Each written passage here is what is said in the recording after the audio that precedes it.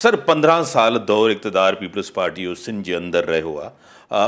2008 खां वठी ॾिसूं त बार बार उन्हनि खे मेजॉरिटी वोट उहे सीट्स उन्हनि खे ज़्यादा ॾाढा इलेक्टेबल्स अचण जे लाइ तयारु हूंदा आहिनि। पीपल्स पार्टी जा अवाम जे अंदरि रूट्स आहिनि। कल्ह तव्हांजी नज़र त ज़रूरु गुज़री हूंदी, MQM टिनि शयुनि ते एतिराज़ु कयो आहे। वरी सूबे जी ॻाल्हि था करनि, हिकु सभ खां पहिरियां 18th अमेंडमेंट जी मुखालफ़त करनि था, हिकु दफ़ो वरी MQM उन तफ़रीक़ वारी सियासत, तक़सीम वारी सियासत ते आई आहे। ॾिसो MQM जेको आहे सो हर शइ आज़माए वरिती। MQM मिठो थी ॾिठो, MQM ख़राबु थी ॾिठो, MQM धाड़ियल थी ॾिठो, MQM क़ातिल थी ॾिठो।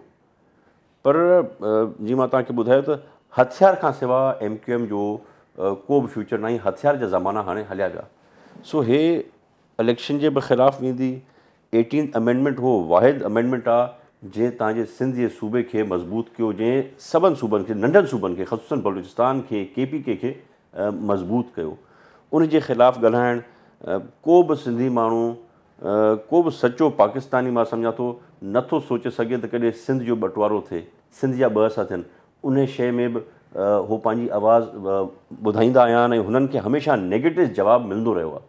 सो हे जेको MQM हाणे कुझु चए थी या नथी चए, मां सम्झां थो मैटर नथो करे, छो त जंहिंसां वोट बैंक ई न आहे त हुनजी डिमांड केरु